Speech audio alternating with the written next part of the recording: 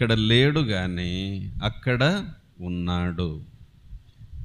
అలాగే ప్రియులారా, ఆవులయ్య మనతో లేడు కానీ వెళ్ళిపోయాడు.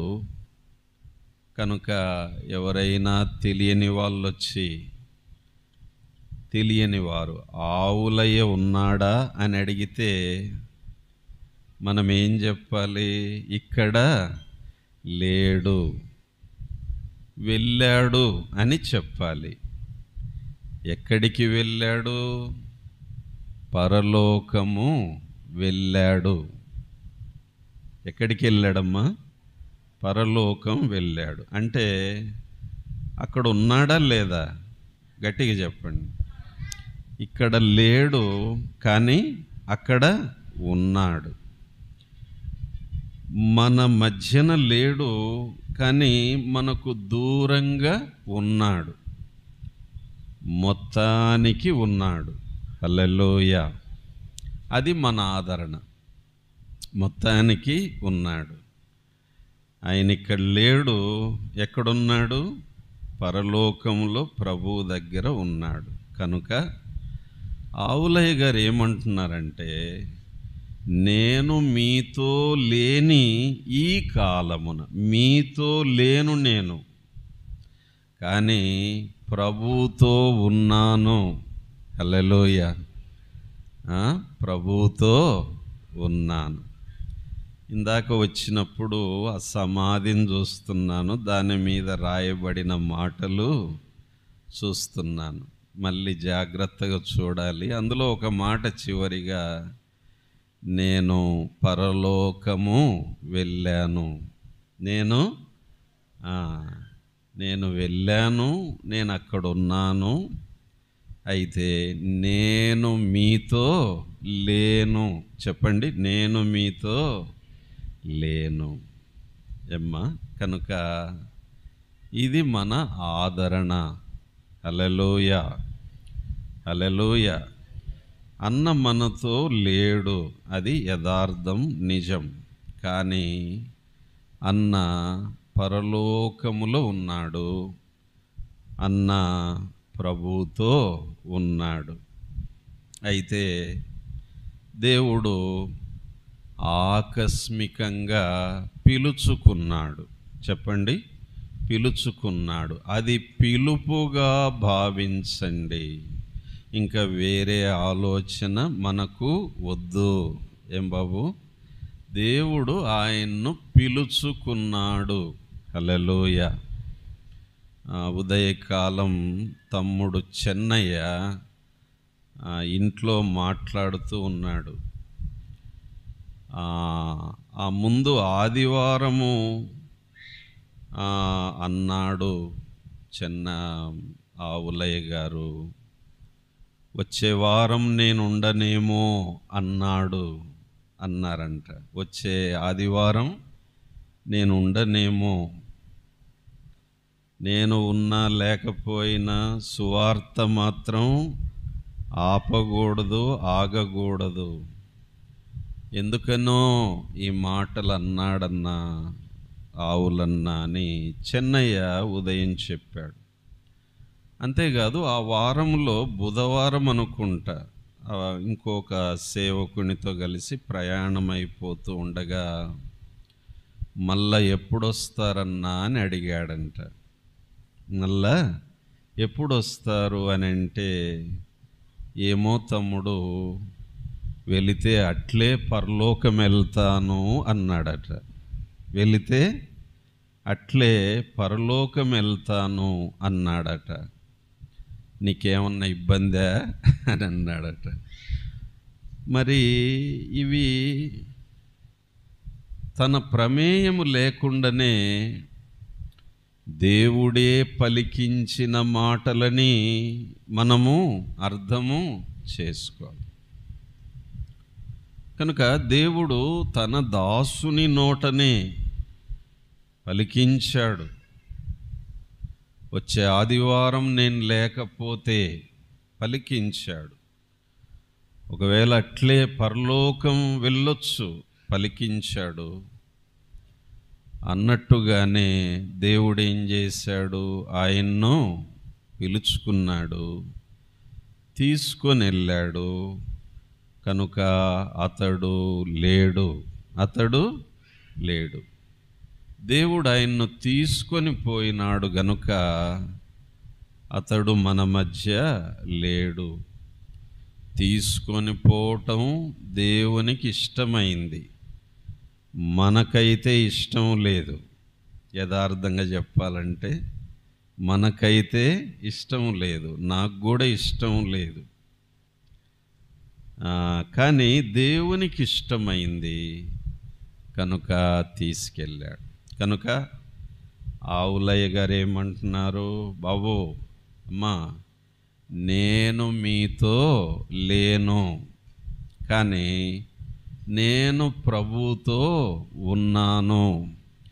ఇక్కడ లేను, అక్కడ ఉన్నాను. Absent in the body, present in the spirit.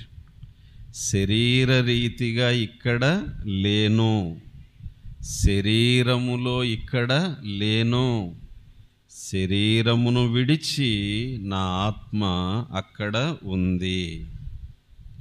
ఏమండి, ఇక్కడ ఇంకొకటి గమనించాలి. ఏదైనా ప్రియులారా, యథార్థంగా నేను ఒప్పుకుంటాను, ఏదైనా ఉన్నప్పుడు దాని విలువ అంతగా తెలియదు. ఎవరైనా ఉన్నప్పుడు వారి విలువ అంతగా తెలియదు. తెలుసనుకోండి, కానీ అంతగా తెలియదు. ఆ విలువ నిజంగా పూర్తిగా ఎప్పుడు తెలుస్తుంది అంటే, ఆ వ్యక్తి మన దగ్గర లేనప్పుడు అర్థమవుతుంది ఆ లోటేంటో. ఆ వస్తువు మన దగ్గర లేనప్పుడు అర్థమవుతుంది దాని లోటేంటో. కనుక నేనేమంటానంటే, లేనప్పుడు దాని విలువను తెలుసుకునే కంటే ఉన్నప్పుడే వారి విలువను తెలుసుకోవాలి, ఉన్నప్పుడే దాని విలువను తెలుసుకోవాలి. కనుక ప్రియులారా, ఇక్కడ మనం ఉన్నాము, ఉన్నప్పుడే ఒకరి విలువను ఒకరము తెలుసుకుందాము. హల్లెలూయా. తెలుసుకొని మసలుకుందాము. ఇప్పుడు మనందరికీ అనిపించట్లేదా, అన్న ఉండింటే బాగుండు అని? అన్న ఉండింటే బాగుండు, కానీ ఉన్నప్పుడు అంత విలువ మనకు అర్థము కాలేదు. ఏదేమైనా ప్రియులారా, మనవారు అనేవారు ఉన్నప్పుడే ఆ విలువ తెలుసుకొని మసలుకుందాం. మనవి అన్నవి ఉన్నప్పుడే ఆ విలువ తెలుసుకొని మసలుకుందాం. లేనప్పుడు మనము విలువ తెలుసుకున్నా కానీ అంత ఉపయోగం ఉండదు. సరే, ఆవులయ్య గారు మన మధ్యన లేరు, కానీ ఆయన అంటున్నాడు, నేను మీతో లేని ఈ కాలమున. హల్లెలూయా. ఏం చేయాలంట? ఇప్పుడు చదువుదాం. ఫిలిప్పీ పత్రిక 2వ అధ్యాయము 12వ వచనం మళ్ళా చదువుదాం. కాగా నా ప్రియులారా. చూసారా, ఆవులయ్య గారే మాట్లాడుతున్నారు. నా ప్రియులారా, మీరెల్లప్పుడూ విధేయులై ఉన్న ప్రకారం నా ఎదుట ఉన్నప్పుడు మాత్రమే గాక మరి ఎక్కువగా నేను మీతో లేని ఈ కాలమందును ఏం చేయాలి? మీరు భయముతోనూ వణకుతోనూ మీ సొంత రక్షణను కొనసాగించుకొనుడి. నేనున్నప్పుడు ఎంత భయముతో భక్తితో ఉన్నారో, నేను లేనప్పుడు కూడా అంతే భయముతో భక్తితో, మరి ఎక్కువ భయముతో భక్తితో మీరు ఉండండి. ఉదాహరణకు ప్రియులారా, బడిలో మాస్టారు ఉన్నాడు. ఉన్నప్పుడు పిల్లలు ఎట్లుంటారండి చెప్పండి? చాలా బుద్ధిగా, పద్ధతిగా, నోటి మీద వేలేసుకొని ఇట్లా. ఆ మాస్టర్ గారు పని మీద ఏదో గేటు దాటి వెళ్ళిపోయారు అనుకోండి, అప్పుడు ఎట్టుంటారు పిల్లలు? మీరే చెప్పండి. అది కుంట గొర్రెల సంతలాగా ఉంటుంది. అవునా కాదా? అంటే మాస్టర్ గారు ఉన్నప్పుడు పిల్లలు ఉన్న క్రమశిక్షణ వేరు, ఆయన లేనప్పుడు వారి సంగతి చూడాలి. అదో గొర్రెల సంతలాగా అయిపోతుంది. పౌలు ఫిలిప్పీ సంఘానికి రాస్తూ, బాబు మీరు అలా ఉండొద్దు, నేను ఉన్నప్పుడు మీ సొంత రక్షణను భయముతో వణుకుతో కొనసాగించుకున్నారు. అయితే నేనిప్పుడు మీ మధ్యలో లేను బాబు, లేకపోయినప్పటికీ మీరు అదే క్రమశిక్షణ, అదే భయము, అదే భక్తి, అదే వణుకుతో మీ సొంత రక్షణను కొనసాగించుకోండి. ఇది ఆవులయ్య గారి మాటగా భావించుదుముగాక. హల్లెలూయా. ఏమ్మా, అర్థమవుతుందా పాయింట్? తల్లి, అర్థమవుతుందా? కనుక ప్రియులారా, సేవకులు ఉన్నా లేకపోయినా మన సొంత రక్షణను భయముతో వణుకుతో కొనసాగించుకుందాం. ఇది ఎలాగంటే, ఒక మంత్రి గారు వచ్చారనుకోండి మన దగ్గరకు, ఆయన దగ్గర కనీసం 2 గన్మెన్లు ఉంటారు. సెక్యూరిటీ ఉంటుంది లేదా ఏమ్మా? అటు ఒకరు ఇటు ఒకరు, కనీసం 2 గన్మెన్లు ఉంటారు. సెక్యూరిటీ. గన్మెన్లు లేకుండా మంత్రి గారు వచ్చారనుకోండి, ఆయనకు అపాయము జరగవచ్చు, ఎవరైనా దాడి చేయొచ్చు. కానీ అటు ఇటు గన్మెన్లు ఉన్నప్పుడు ఆయన్నెవరు ఏమీ చేయలేరు. అలాగే ప్రియులారా, దేవుడు మనకు రక్షణ ఇచ్చాడా లేదా?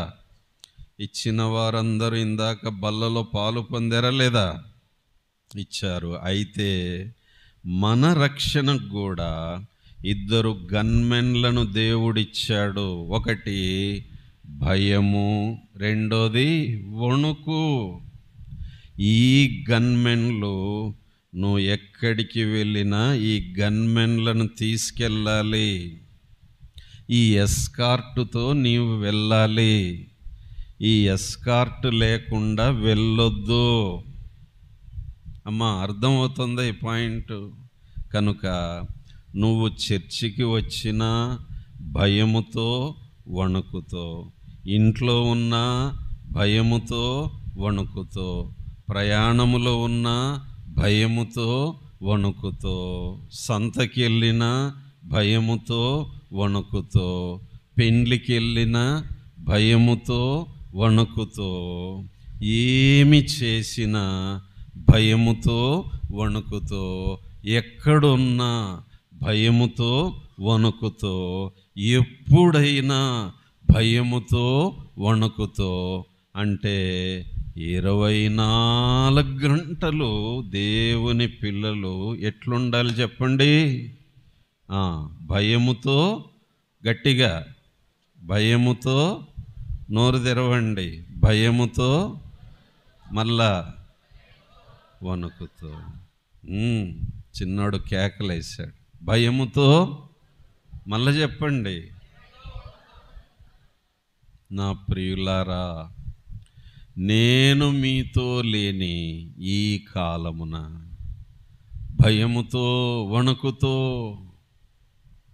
మీ సొంత రక్షణను కొనసాగించు. అలాగే యవ్వన బిడ్డలు 2 ఉన్నారు. వారు ఈ పరిచర్యను కొనసాగిస్తున్నారు. వారితో మీరు కలిసి తోడుగా ఉండి సాగిస్తూ ఉన్నారు. కనుక పెద్దవాడు అశోక్, చిన్నవాడు రాజు, వారితో కూడా ఆవులై అంటున్నాడు, నాన్న భయముతో వణుకుతో ఈ సేవను కొనసాగించు. నేను మీతో లేని ఈ కాలమున. అలాగే పాస్టమ్మ గారితో ప్రభు అంటున్నాడు, లేదా ఆవులయ్య గారు అంటున్నారు, అమ్మా భయముతో వణుకుతో ఈ సేవను కొనసాగించు. హల్లెలూయ, హల్లెలూయ. ప్రియులారా, ఇది మనకు ఎస్కార్ట్, దేవుడిచ్చిన రక్షణను భయముతో వణుకుతో అంతం వరకు, ఆఖరి శ్వాస వరకు భద్రంగా కొనసాగించుకోవాలి. ఉదాహరణకు మనము ఆర్టీసీ బస్ ఎక్కినా, ఒక రైలు ఎక్కినా వారు హెచ్చరిస్తూ ఉంటారు, బస్సు దిగే వరకు టికెట్టు జాగ్రత్త, రైలు దిగి స్టేషన్ గేటు బయటికి వచ్చే వరకు టికెట్టు జాగ్రత్త. రైలు దిగిన అక్కడ స్టేషన్లో నుండి బయటకు వచ్చేటప్పుడు మళ్ళీ అక్కడ గేటు దగ్గర ఉంటారు, టికెట్ అని అక్కడ కూడా అడుగుతారు. టికెట్ భద్రం తల్లి, బాబు టికెట్ భద్రంగా పెట్టుకో, టికెట్ను నిర్లక్ష్యం చేయొద్దు. రక్షణ అనే టికెట్ దేవుడు నీకు ఇచ్చాడు. భయముతో వణుకుతో ఆఖరి శ్వాస వరకు భయముతో వణుకుతో. ఇది ఆవులయ్య గారు మనతో మాట్లాడుతున్న మొదటి మాట. నేను మీతో లేని ఈ కాలమందు భయముతో వణుకుతో మీ రక్షణను కొనసాగించుకోండి. వింటున్నారా? వెనక తల్లి వింటున్నారా? చెప్పండి. ఇద్దరు గన్మెన్లు ఉన్నారు. ఒకటేంటి? గట్టిగా వెనక, గట్టిగా నాన్న అందరు అరవండి. భయముతో వణుకుతో. ప్రియులారా, ఎందుకు ఈ మాటలంటే ఇది తగ్గిపోయిందండి. లోకంలో భయమే లేదు, సంఘములో కూడా భయము తగ్గిపోతుంది, భక్తి తగ్గిపోతుంది. కనుక అమ్మలారా, భయం తగ్గిపోతే, వణుకు తగ్గిపోతే, భక్తి తగ్గిపోతే టికెట్ పోతుందేమో జాగ్రత్త, పోగొట్టుకుంటామేమో జాగ్రత్త. భద్రంగా కాపాడుకుందుముగాక. గట్టిగా గట్టిగా. ఇది ఆవులయ్య గారి మొదటి మాట. రెండో మాట ఏంటి? చదవండి. రెండో మాట ఏంటి బాబు? నేను వచ్చు వరకు. చెప్పండి. నేను వచ్చు వరకు. ఆహా, అంటే ఆవులయ్య ఏమంటున్నాడు? నేను వెళ్ళాను, మరలా వస్తాను. ఏమండి, ఈ మాటలు ఏంటంటే మీకు నమ్మబుద్ధి కావట్లా. మీ ముఖాలు చూస్తుంటే నాకు అర్థమవుతుంది, ఇట్లే చూస్తున్నారు. కానీ ఇది నిజం. నిజమా కాదా? నేనేమన్నా అబద్ధం చెప్తున్నానా? చెప్పాలి. కథలు చెప్తున్నానా? వాక్యంలో నుంచి. ఆవులయ్య గారు అంటున్నారు, నేను వచ్చు వరకు. అంటే నేను వెళ్ళిపోయాను, మరలా వస్తాను. ఉదాహరణకు మన ఇంట్లో ఎవరన్నా కర్నూలు వెళ్ళారనుకోండి. అన్న ఎక్కడ వెళ్ళాడమ్మా అంటే కర్నూలు వెళ్ళాడు, మళ్ళీ ఎప్పుడు వస్తాడు? ఎల్లుండి వస్తాడు, లేదా 2 రోజులు అయిపోయాక వస్తాడు. చెప్తామా లేదా? కనుక ఇప్పుడు చెప్పండి, ఆవులయ్య మరలా వస్తాడా లేదా? ఏమో, వస్తాడా లేదా? గట్టిగా సౌండ్ లేదు. వస్తాడా లేదా? రైట్. సరే, నేను వచ్చు వరకు ఏం చేయాలి మీరు? ఇప్పుడు చదవండి బాబు, చదువు నాన్న. 1 తిమోతి 4వ అధ్యాయము 13వ వచనము. నేను వచ్చు వరకు చదువుట ఎందును, హెచ్చరించుట ఎందును, బోధించుట ఎందును జాగ్రత్తగా ఉండము. చదవండి మళ్ళా. 1 తిమోతి 4:13 బాబు. నేను వచ్చు వరకు, అమ్మా వినండి, నేను వచ్చు వరకు చదువుట ఎందును, హెచ్చరించుట ఎందును, బోధించుట ఎందును జాగ్రత్తగా ఉండుము అంటున్నాడు. నేను వచ్చే వరకు జాగ్రత్తగా ఉండండిరా అమ్మా, జాగ్రత్తగా ఉండు తల్లి, జాగ్రత్త. ఎవరన్నా ఊరెళ్ళేటప్పుడు జాగ్రత్తలు చెప్తారా లేదా? మనం కూడా సాగనంపేటప్పుడు జాగ్రత్త అంటామా లేదా? పోయేవారు మనల్ని కూడా చూసి మీరు జాగ్రత్త అంటారా లేదా? జాగ్రత్త, జాగ్రత్త, జాగ్రత్త. బైబిల్ గ్రంథంలో ఈ మాటలు చాలాసార్లు వ్రాయబడినాయి బాబు. జాగ్రత్త, ఇంటిలో జాగ్రత్త, సంఘములో జాగ్రత్త. జాగ్రత్తగా ఉండండి, ఏమరపాటొద్దు, నిద్రపోవద్దు. బైబిల్ చెప్తుంది, మీ విరోధి అయిన అపవాది గర్జించు సింహము వలె ఎవనిని మింగుదునా అని వెదకుచు తిరుగులాడుచున్నాడు. సింహం తిరుగుతోంది. ఆ సింహం పేరేంటి చెప్పండి? ఏంటి? గట్టిగా, సాతాను లేదా అపవాది. ఎవరిని మృంగుదునా? వానికి ఎవరు ఆహారం అంటే లోకములో ఉన్నోళ్ళు కాదు. ఎవరు? సంఘములో ఉన్నోళ్ళు. ఏ విశ్వాసిని మింగిపడేయాలి, ఏ అమ్మాయిని మింగాలి, ఏ అబ్బాయిని మింగాలి. వానికి ఆకలైతోంది, విశ్వాసులే వానికి భోజనం. కనుక వాడు కుంటలో తిరగడు, ఈ చర్చి చుట్టూ తిరుగుతూ ఉంటారు. ఎందుకు? ఇక్కడ ఎవరున్నారు? విశ్వాసులు ఉన్నారు. ఎవరిని మింగాలి, ఎవరిని మింగాలి, ఎవరిని మింగాలి, ఎవరిని మింగాలి? ఇది నీకు నాకు ప్రమాదముంది, జాగ్రత్త. మింగడానికి ప్రయత్నం చేస్తున్నాడు. అందుకే మెలకువ. చూడండి, నిద్రపోతున్నోళ్ళకు జాగ్రత్త ఉంటుందా? మెలకువగా ఉన్నోళ్ళకు జాగ్రత్తగా ఉంటుందా? చెప్పండి ఏమ్మా. నిద్రపోయేటానికి ఏం జాగ్రత్త ఉంటుంది? ఏముండదు. శవం ఎంతో వాళ్ళంతే, కాకపోతే ఊపిరాడుతుంటుంది, అంతే కదా. లేచే వరకు నిద్రపోతున్న వారికి మెలకువగా ఉండదు. అందుకనే నిద్రపోతున్నప్పుడు పాము గారి చచ్చిపోయిన వాళ్ళు ఎంతమంది లేరు? తేలుగుట్టి బాధలు పడిన వాళ్ళు ఎంతమంది లేరు? అపాయం జరిగిన వాళ్ళు ఎంతమంది లేరు? బాగా నిద్రపోతున్నప్పుడు మిద్దెగూలి చనిపోయిన వాళ్ళు ఎంతమంది లేరు? బాగా నిద్రపోతున్నప్పుడు వరదలు వచ్చి కొట్టుకొని పోయిన వాళ్ళు మనం వార్తల్లో చూస్తున్నాం. ఇది ఎప్పుడు జరుగుతున్నాయి అంటే నిద్రపోతున్నప్పుడు.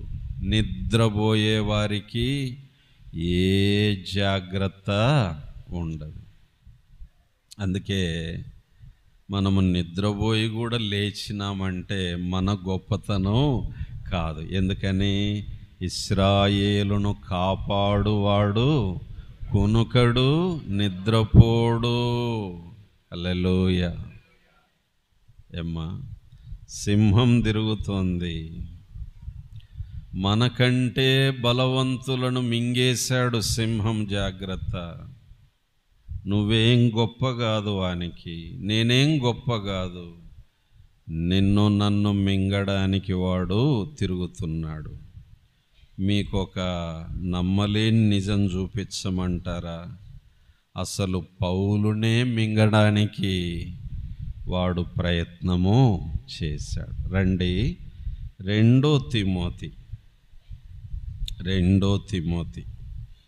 4వ అధ్యాయం, 2 తిమోతి 4:17. చదువు బాబు, మైకులో వినాలి. అయితే నా ద్వారా సువార్త చదువు నాన్న. పూర్ణముగా ప్రకటింపబడు నిమిత్తము అన్య జనులందరూ దాని విను నిమిత్తము ప్రభువు నా ప్రక్క నిలిచి నన్ను బలపరచెను గనుక, ప్రభువు నా ప్రక్క నిలిచి నన్ను బలపరచెను గనుక నేను సింహము నోట నుండి తప్పింపబడి తిని. అమ్మా, వింటున్నారా? దీని అర్థం ఏంటి? పౌలునే సింహము నోటగరుచుకుంది, అపవాది నోటగరుచుకున్నాడు, పండ్ల కింద బిగబట్టాడు. ఇంకా మింగడమే ఆలస్యం. అప్పుడంట ప్రభువు ఆ సింహము నోటి మీద కొట్టి పౌలును తప్పించెను. పౌలు చాలా యథార్థంగా ఒప్పుకుంటూ రాస్తున్నాడు. రే తిమోతి, నానా తిమోతి, కుర్రాడివి నువ్వు బాబు తిమోతి, ఏం జరిగిందో తెలుసా? ఒక దినాన సింహము నోట్లో పడ్డానురా, నేను విడిపించుకోలేకపోతున్నాను, తప్పించుకోలేకపోతున్నానురా. అయితే ప్రభు నా పక్షమున నిలిచి ఆ సింహము నోటి మీద కొట్టాడు. ఆ సింహం ఇట్లా వదిలేసింది, నేను తప్పించబడినాను. తిమోతి, జాగ్రత్త, జాగ్రత్త, జాగ్రత్త. కనుక ఆవులయ్య గారు చెబుతున్న 2వ మాట వినండి. నేను వచ్చు వరకు జాగ్రత్త. సంగమా జాగ్రత్త.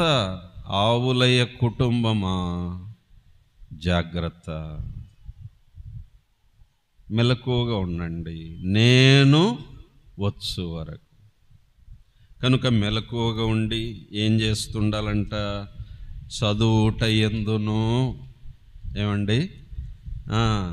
ఏం చదవాలా చెప్పండి? గట్టిగా కొంచెం అరవాలి మీరు. ఏం చదవాలి బాబు? చదువుతున్నారా? చదువుతున్నారా వాక్యము? ఏం బాబు, ధ్యానం చేస్తున్నారా వాక్యము? దివారాత్రము దానిని ధ్యానించువాడు ధన్యుడు. వాక్యం వాక్యం వాక్యం వాక్యం చదువుట యందు. చదవండ్రా బాబు, పాప, చదువు వచ్చిన వాళ్ళు చదవండమ్మా. మీరనొచ్చు కొంతమంది, మాకు చదువు రాదు సార్. రాకపోవచ్చు, మీ ఇంట్లో చదువు వచ్చిన పిల్లలు లేరా? చదివించుకో పాప. కొంచెం చదివి చెప్పమ్మా, వాక్యము వింటాను. బాబు కొంచెం చదువురా, వింటాను. చదువు వచ్చినా రాకపోయినా వాక్యము చదవాలి, చదివించుకోవాలి. హల్లెలూయా. నేను వచ్చు వరకు జాగ్రత్తగా ఉంటూ చదువుతూ ఉండండి. ఇంకో మాట, హెచ్చరించుచూ ఉండండి. ఒకరినొకరు ఏం చేసుకోవాలి? హెచ్చరించుకోవాలి, బుద్ధి చెప్పుకోవాలి, మనం గద్దించుకోవాలి. హెచ్చరికలు మంచివి. మంచివే కాదా? వాక్యములో హెచ్చరికలు మంచివి. వాగ్దానాలే కోరుకుంటుంటారు. ఈ రోజుల్లో హెచ్చరికలు చాలా ముఖ్యము. వాగ్దానాలు, దీవెనలు అంతేకాదు, హెచ్చరికలు కూడా దీవెనలు. ఏమండి, ఉదాహరణకు మనము హైవే మీద ప్రయాణం చేసేటప్పుడు అడుగడుగునా హెచ్చరికలు ఉంటాయా లేదా? మన రోడ్ల మీద హైవేలైతే 80 కిలోమీటర్ల స్పీడు దాటి వెళ్ళొద్దని హెచ్చరిస్తూనే ఉంటారు. ఎవడు పట్టించుకుంటాడు దాన్ని? ఏం బాబు, ఎవడు పట్టించుకుంటాడు? స్పీడ్ బ్రేకర్లు ఉన్నాయి, స్లోగా వెళ్ళండి. ఎవడు పట్టించుకుంటాడు దాన్ని? మలుపుంది, స్పీడు తగ్గించుకొని వెళ్ళండి. ఎవడు పట్టించుకుంటాడు? ఎడం వైపునే పోతుండండి. ఎవడు పట్టించుకుంటాడండి? నిజంగా మనందరము ఆ సూత్రాలు గనుక పాటిస్తే రోడ్డు ప్రమాదాలు అవసరమా చెప్పండి? లేదు. జాగ్రత్త. అడుగడుగున హెచ్చరికలే. రోడ్డు మీదకి వెళ్తే అవి పాటిస్తూ వెళితే మన క్షేమం కోసమే కదా ప్రభుత్వం వారు పెట్టింది. అవునా కాదండి? మన క్షేమం కోసం. హల్లెలూయా, హల్లెలూయా. ప్రియులారా, దేవుని కృపను బట్టి నాకు కూడా కార్ డ్రైవింగ్ వచ్చు. నేను సాధారణంగా డ్రైవింగ్ చేస్తే 5వ గేర్లో 60 కిలోమీటర్ల స్పీడ్లో పెట్టి వెళ్తుంటాను. 60 దాటను నేనంతే. ప్రభుత్వం వారు 80 దాటొద్దంటే నేను 60 దాటను, ఇంకొంచెం లోపలికే ఉంటాను. ఏమ్మా, దేవుని కృపను బట్టి మా కారు దాదాపు 1,10,000 కిలోమీటర్లు తిరిగింది. చిన్న చిన్న యాక్సిడెంట్లు అయినాయి, కానీ దేవుని కృప వలన కాపాడబడినాము. దేవుడిచ్చిన జాగ్రత్తలు మనకు అవసరం. ఎవడన్నా మా పిల్లోడు తోలితే నేను హెచ్చరిస్తాను, రే 60 దాటొద్దురా. నేనేమన్నా తొందర చేస్తే కదా నువ్వు స్పీడ్ పెంచాలి. మహా అంటే ఓ పావు గంట లేట్ అవుతాం అంతే. వద్దు నాయనా, రోడ్డు మనది కాదురా. మనదే? మనది కాదు బాబు, అది అందరిది. ఏమ్మా, అందరిది. జాగ్రత్త. ముఖ్యంగా యవ్వనస్తులు, బైకులు, జాగ్రత్త. బైకు నేను నడిపేటప్పుడు కూడా 40 దాటి వెళ్ళేవాడిని కాదు. నాకు అర్థమవుతుంది, బండి 40లో పోతేనే సేఫ్టీ. బైకు ఏమండి, కుర్రాళ్ళు ఎట్లా పోతున్నారు? 80, 100 బైకులో పోతున్నారు. నేను ప్రశ్న అడుగుతాను, చెప్పండి. బైక్ యాక్సిడెంట్లో ఎక్కువగా చనిపోతున్నది ముసిలోళ్ళ, కుర్రోళ్ళ? గట్టిగా చెప్పండి. ఎందుకు? జాగ్రత్త, జాగ్రత్త. ఒక్క క్షణం పొరపాటు చాలు రోడ్డు మీద. జాగ్రత్త, జాగ్రత్త. హెచ్చరికలు అలాగే. రోడ్డు మీద హెచ్చరికలు ఎంత అవసరమో సంఘములో కూడా హెచ్చరికలు. బాబు జాగ్రత్త, అమ్మా జాగ్రత్త. దేవుని సేవకులు మనల్ని హెచ్చరిస్తున్నప్పుడు విసుక్కోవద్దు, నొచ్చుకోవద్దు. ఏమండి, ఒకసారి ఇట్లా మీటింగ్ జరుగుతుంది. ఒక ఆయన నిద్రపోతున్నాడు. పోతుంటే నేను ఆయన్ను లేపండి బాబు అన్నాను. పక్కన ఆయన లేపాడు.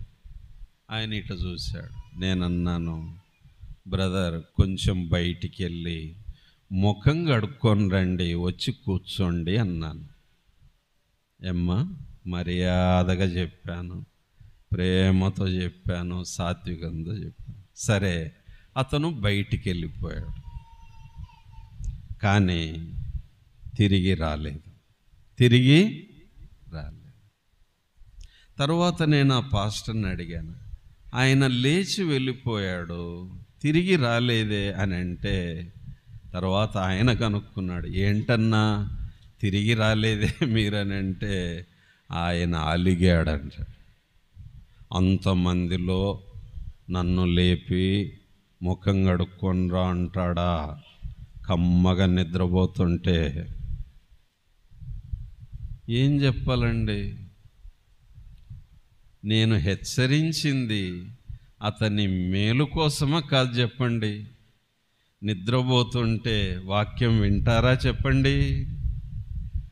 మేలుకొని వింటే బాగుపడతాం. చూసారా, చిన్న హెచ్చరికకే నొచ్చుకొని సంఘం వదిలిపెట్టి వెళ్ళే వాళ్ళు ఉన్నారు. ఇంకేమంటారంటే, ఇది కాకపోతే ఇంకొకటన్నా, ఎన్ని లేవు ఊర్లో, ఇది కాకపోతే ఇంకొకటి అంట.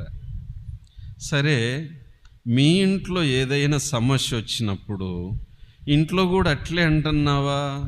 ఈ ఇల్లు కాకపోతే ఇంకొకటి అని పోతున్నావా? ఈ భార్య కాకపోతే ఇంకొకరని పోతున్నావా? ఈ మొగుడు కాకపోతే ఇంకొకడని పోతున్నావా? ఎట పోతావు? ఎందుకు పోతావు? పోతామా? ఎందుకు పోము? ఇది నా ఇల్లు, నా ఇల్లు కనుక సర్దుకొని పోతాం. హల్లెలూయా. అలాగే ఇది నా సంఘం, ఆ ఫీలింగ్ లేదే నీకు? ఉందా లేదా? ఎట్లా పోతాను నేను విడిచి? అవును, సేవకులు హెచ్చరించారు, పెద్దలు హెచ్చరించారు, తోటి విశ్వాసులు హెచ్చరించారు. అది నా మేలు కోసమే కదా. నేను ఎట్లా పోతాను? మన ఇండ్లెంతో మన సంఘం అంతే. హల్లెలూయా. ఇది నా సంఘం, నన్ను ప్రభు ఇక్కడ నాటాడు. ఎట్లా పోతాను? ఈ గద్దింపులు మంచివి, ఈ హెచ్చరికలు మంచివి, ఇవి నాకు అవసరము. నేను వచ్చు వరకు జాగ్రత్తగా ఉండండి, చదువుతూ ఉండండి, హెచ్చరిస్తూ ఉండండి, బోధిస్తూ ఉండండి. బోధ సంఘములో ఆరోగ్యకరమైన బోధ వినబడుతుంది. హల్లెలూయా. బాగా వినాలి. వాక్యం చెప్పేటప్పుడు ఎట్లా వినాలమ్మా? బాగా వినాలి. నేను అప్పుడప్పుడు ఈ మాట చెప్తున్నాను, బాగా వింటే బాగుపడతాం. ఏం చెప్పాను? గట్టిగా అరవండి, టాపులు వేసిపోవాలి. అరవండియా. బాగా వింటే, బాగా వింటే, బాగా వింటే, బాగా వినాలన్నా వద్దా? బాగా వినకపోతే బాధపడతాం. అది కూడా చెప్పండి. బాగా వినకపోతే గట్టిగా. ఇప్పుడు చెప్పండి, బాగుపడదామా బాధపడదామా? బాగుపడాలంటే ఏం చేయాలి? బాగా వినాలి. ఆయన తన వాక్కును పంపి వారిని బాగు చేసెను. మనల్ని బాగు చేసేది ఒక్కటే ప్రియులారా, దేవుని వాక్యము. హల్లెలూయా. 100 బాధలున్నాయి మన ఇంట్లో, లేవా చెప్పండి? 100 బాధలకు ఒకటే మాత్ర గోలి. ఏంటది? దేవుని వాక్యం. ఎవరైతే వాక్యాన్ని బాగా వింటారో వారి బాధలు తీరుతాయి, వారి ప్రాణానికి నెమ్మది కలుగుతుంది. బాబు, అక్క, కొన్ని బాధలు నీ ఇంట్లో ఎందుకు తీరలేదో ఇప్పుడు అర్థమైందా? నీకు బాగా వినే అలవాటు ఇంకా రాలేదు. బోధించుట యందు బోధ వినపడుతుంది. తమ్ముడు, బాగా వినాలి, బాగా వినాలి, బాగుపడాలి. బాధతో వచ్చావు సంఘములోకి, కానీ పోయేటప్పుడు బాగుపడి వెళ్ళాలి. వచ్చేటప్పుడు బాధతో వచ్చావు, పోయేటప్పుడు కూడా బాధతోనే పోతున్నావు అంటే దాని అర్థం ఏంటి? నువ్వు బాగా వినలేదని అర్థం. వినలేదు. నువ్వు వినటం అలవాటు చేసుకోవాలా? నువ్వు సంఘములతో ఆత్మ చెప్పుచున్న మాట చెవి గలవాడు. అమ్మా, చెవులున్నాయా లేదా? చెవుల పనేంటి చెప్పాలి? వినాలి. ఎన్ని చెవులు? రెండా? ఎన్ని నోర్లు? విచిత్రం ఏంటంటే, ఎన్ని చెవులు ఇచ్చాడు, ఎన్ని నోర్లు అంటే దాని అర్థం ఏంటి? తక్కువ మాట్లాడరా, ఎక్కువ వింటుండు బాబు. పాప, వినాలమ్మా. కానీ విచిత్రం ఏంటంటే మనదంతా రివర్స్ గేరు. ఉన్నది ఒక్క నోరైనా ఊరంతా దద్దరిల్లిపోతూ ఉంటుంది. ఉన్నవి 2 చెవులైనా తక్కువ వింటుంటాం. ఉన్నది ఒక్క నోరైనా ఎక్కువ పని చెప్తూ ఉంటాం. కొంతమంది నిద్రలో తప్ప నోరు సైలెంట్గా ఉండదు. ఇంకా విచిత్రం, నిద్రలో కూడా మాట్లాడే వాళ్ళు ఉన్నారు. ఎందుకు? వాగి వాగి వాగి అలవాటు అయిపోయింది కనుక నిద్రలో కూడా ఇంకా మన ప్రమేయం లేకుండా ఆ సెంటరు దానికంతటి అదే వాగుతూ ఉంటుంది. తమ్ముడు, వినాలి నాయన. బాగా వింటే చెప్పాలి, బాగా వింటే గట్టిగా. బాగా వినకపోతే బాధపడు. ఎవరిష్టం వాళ్ళది.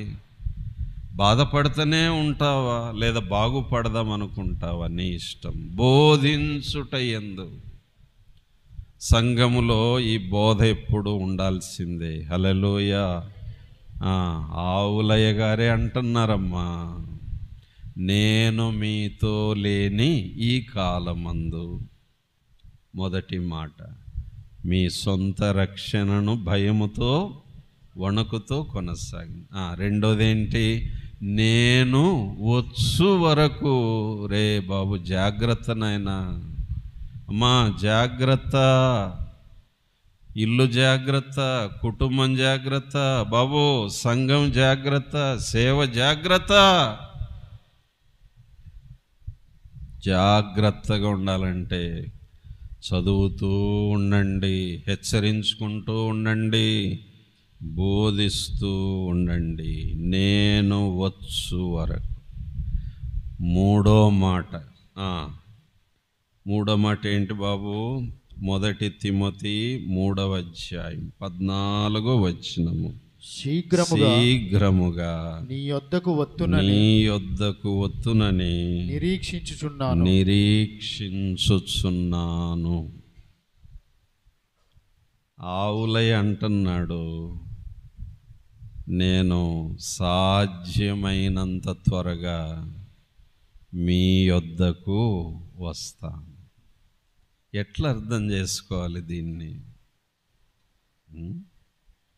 ఎట్లా అర్థం సరే, కింద ఉంది, అయినను నేను ఆలస్యము చేసిన ఎడల దేవుని మందిరములో, అనగా జీవము గల దేవుని సంఘములో జనులేలాగు ప్రవర్తింపవలనో అది నీకు తెలియవలనని ఈ సంగతులు నీకు వ్రాయుచున్నాను. కనుక శీఘ్రముగా నీ యొద్దకు వస్తానని నిరీక్షిస్తున్నాను. ఈ లోపల ఏం చేయాలంటే, తిమోతి, దేవుని మందిరంలో అనగా జీవము గల దేవుని సంఘంలో జనులు ఎలాగూ ప్రవర్తింపవలెనో మన ప్రవర్తన చక్కబెట్టుకుందాం, లోపములు దిద్దుకుందాం, మన ప్రవర్తన సరిచేసుకుందాం. హల్లెలూయ, హల్లెలూయ. ఒక మంచి మాదిరి ప్రవర్తనలో మన తల్లి అయిన రూతు, చెప్పండి, రూతు. బోయాజు పొలంలో పనిచేస్తుంది ఆవిడ, కూలి మనిషిగా. బోయాజు ఆమెను గమనిస్తూ ఉన్నాడు. బోయాజు గమనిస్తున్నాడని బహుశా రూతుకు తెలియదు. ఒక సందర్భంలో రూతు ఎదురుపడినప్పుడు బోయాజు అంటాడు, అమ్మాయి, నీ ప్రవర్తన ఏంటో నేను బాగా గమనించాను. అవునా? చూసారా? కనుక వినండి, మనకు తెలియకుండానే కొంతమంది మన ప్రవర్తనను గమనిస్తుంటారు. జాగ్రత్త. అన్నిటిని మించి ఎవరు గమనిస్తున్నారో గట్టిగా జాగ్రత్త. బోయాజ్ అంటాడు, అమ్మాయి, మొన్న పొలములో నిన్ను చూశాను, చక్కగా ప్రవర్తించావు. నిన్న చూశాను, మొన్నటి కంటే బాగా ప్రవర్తించావు. ఈరోజు చూస్తున్నాను, నిన్నటి కంటే బాగా ప్రవర్తించావు. అంటే మన తల్లి అయిన రూతు ప్రవర్తనలో రోజు రోజుకు మెరుగుపడుతూ వచ్చింది. తరగటం లేదు కానీ మెరుగుపడుతూ వచ్చింది. కనుక శీఘ్రముగా నీ యొద్దకు వత్తునని నిరీక్షించుచున్నాను. అయితే ఒకవేళ నేను రావడం లేట్ అయితే ఎలా ప్రవర్తించాలో నేర్చుకోండి, దిద్దుకోండి. ఓహో, ఇలా మాట్లాడకూడదు, ఇలా చూడకూడదు, ఇలా ఆలోచించకూడదు, ఇట్లా నడవకూడదు, నేను దిద్దుకోవాలి. హల్లెలూయ. చక్కబెట్టుకుందాం ప్రియులారా, మన ప్రవర్తనను చక్కబెట్టుకుందాం. ఇది ఆవులయ్య నోట పలికే మూడో మాట. మృతి పొందియు అతడు మాటలాడుచున్నాడు. హల్లెలూయ, హల్లెలూయ. 3 మాటలు మనం చెప్పుకున్నాం. చెప్తారా? మొదటి మాట ఏంటి బాబు? మొదటి మాట, నేను మీతో లేని ఈ కాలమందు మీ సొంత రక్షణ చూసుకోండి. రెండో మాట, నేను వచ్చు వరకు జాగ్రత్త. మూడో మాట, శీఘ్రముగా నీ యొద్దకు వత్తునని నిరీక్షించుచున్నాను, మీ ప్రవర్తనను జాగ్రత్తగా చూసుకోండి. సరే, ముగింపులో ఇక్కడ పరిశీలన చేద్దాం. శీఘ్రముగా నీ యొద్దకు వస్తాను అంటే పౌలు తిమోతితో అంటున్నాడు, నీ యొద్దకు నేను తిరిగి రావాలని ఉన్నాను. ప్రియులారా, ఆవులయ్య మనల్ని విడిచి వెళ్ళిపోయాడు. శుభవార్త ఏంటంటే తిరిగి వస్తాడు. హల్లెలూయ, హల్లెలూయ. నమ్మిన వారు చప్పట్లు కొట్టవచ్చు, దేవుణ్ణి మహిమపరచండి. ఆవులయ్య తిరిగి వస్తాడు. ఎట్లొస్తాడు అనేది నేను వాక్యములో నుండే చూసుకుందాం. ఎందుకంటే ఊహలొద్దు. ఏమండి? ఊహలొద్దు. ఇప్పుడు రండి, తెస్సలోనికయులకు వ్రాయబడిన మొదటి పత్రిక 4వ అధ్యాయము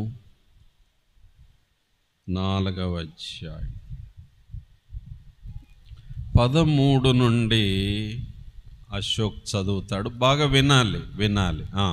సహోదరులారా సహోదరులారా నిరీక్షణ లేని ఇతరుల వలె మీరు దుఃఖపడుకుండు నిమిత్తము నిద్రించుచున్న వారిని గూర్చి ఆగండి. నిద్రించిన ఆవులయ్యను గూర్చి మీకు తెలియకుండుట మాకిష్టము లేదు. యేసు మృతి పొంది తిరిగి లేచినని మనము నమ్మినడలా అదే ప్రకారము యేసునందు నిద్రించిన వారిని దేవుడు ఆయనతో కూడా వెంటబట్టుకొని వచ్చును. యేసునందు నిద్రించిన ఆవులయ్యను దేవుడు ఆయనతో కూడా వెంటబెట్టుకొని వచ్చును. ఇంకా చాలులేండి, మిగిలినవి తర్వాత చదువు. ఏం బాబు, దేవుడు ఆవులయ్యను వెంటబెట్టుకొని వస్తాడంట. ఇది ఎప్పుడు జరుగుతుంది, ఎట్లా జరుగుతుంది అంటే, ప్రియులారా, ఉదాహరణకు ఈరోజే యేసుక్రీస్తు ప్రభు రాకడ మధ్యాకాశములో ఉందనుకోండి, అప్పుడు ఏం చేస్తాడు తెలుసా? చనిపోయిన పరిశుద్ధులందరి దేహాలు భూమిలో ఉన్నాయి. ఏమండి, ఇప్పుడు ఆవులయ్య శరీరం ఎక్కడుందమ్మా? భూమిలో ఉంది. ఇక్కడ ఎదురుగా భద్రంగా పెట్టారు. ఆత్మ ఎక్కడుంది? దేవుని దగ్గర ఉంది. బూర శబ్దము ఊదబడినప్పుడు ఏం జరుగుతుందంటే, ప్రభువు నిద్రించిన పరిశుద్ధుల ఆత్మలను వెంటబెట్టుకొని మధ్యాకాశములోకి వస్తాడు. బాగా వినాలి. అంటే ఆవులయ్య ఆత్మను కూడా వెంటబెట్టుకొని మధ్యాకాశంలోకి వస్తాడు.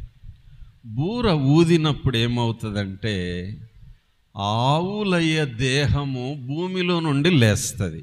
బాగా వినాలి. ఆత్మ మధ్యాకాశం వరకు వస్తుంది, ఆవులయ్య దేహము భూమిలో నుండి లేస్తుంది. ఆ బూర ఊదినప్పుడు ఈ లేపబడిన దేహము ఆవులయ్య ఆత్మతో ఏకమైపోతుంది. ఆ మీదట మనం బ్రతికి ఉంటే మన దేహాలు మహిమ దేహాలుగా మార్చబడి మనం ఎత్తబడతాము.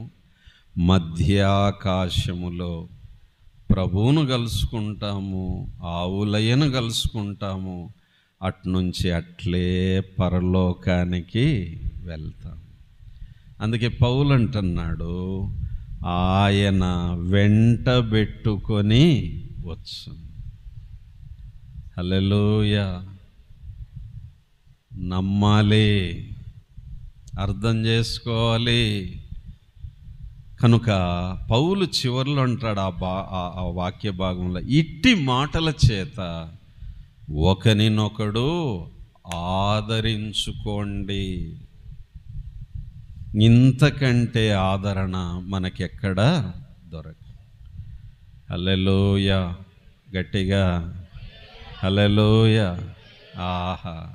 ఇక దుఃఖము అవసరం లేదు, కృంగుదల అవసరం లేదు, వ్యసనము అవసరం లేదు, నిరాశ అవసరం లేదు, నిస్పృహ అవసరం లేదు, నీరసం అవసరం లేదు. మనకు మంచి భవిష్యత్తు ఉంది. హల్లెలూయా.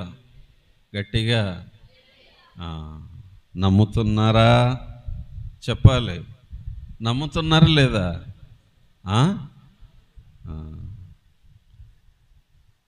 అతడు మృతి నొందియు మాటలాడుచున్నాడు. హల్లెలూయా. ప్రియులారా, నేను కేవలం ప్రభువుని అడిగాను, ప్రభువా కుంటకు వెళ్తున్నాను, ఏదో ఒక ప్రసంగం చేయొచ్చు, చెప్పొచ్చు, కానీ నాకు అది ఇష్టం లేదు. కానీ అసలు ఈ ఆదివారం నువ్వు ఏం మాట్లాడాలనుకుంటున్నావో ఆవులయ్య పక్షంగా నాకు సెలవివన్నప్పుడు ప్రభు ఈ 3 మాటలను ఏరి కోరి నా మనసులో ఉంచి మీ దగ్గరకు తీసుకొచ్చాను. ఇది రికార్డ్ అవుతుంది. మీరు దయచేసి మరలా మరలా వినండి. హల్లెలూయా. అది మీకు, ఆవులయ్య కుటుంబానికి బలము చేకూరు. ఎందుకంటే దేవుని వాక్యములో నుండి 3 మాటలు ఏరుకొని కోరుకొని పరిశుద్ధాత్మ సహాయంతో ఈ మాటలు విడుదల చేస్తూ ఉన్నాను. కనుక ప్రియులారా, ఈ ఎడబాటు కొంచెం కాలమే. కొంచెం కాలమే. మనం మరలా కలుసుకునే రోజు ఉంది. ఆవులయ్యను ప్రభు వెంట పెట్టుకొని వస్తాడు. మనం వెళ్తాము, కలుసుకుంటాము, అట్లే వెళ్ళిపోతాము. పౌలు అంటున్నాడు, సదాకాలం ఆయనతో కూడా ఉంటాం. దేవుడి మాటలు మనలో ముద్రించునుగాక. ఆమేన్. ప్రార్థన చేసుకుందాం.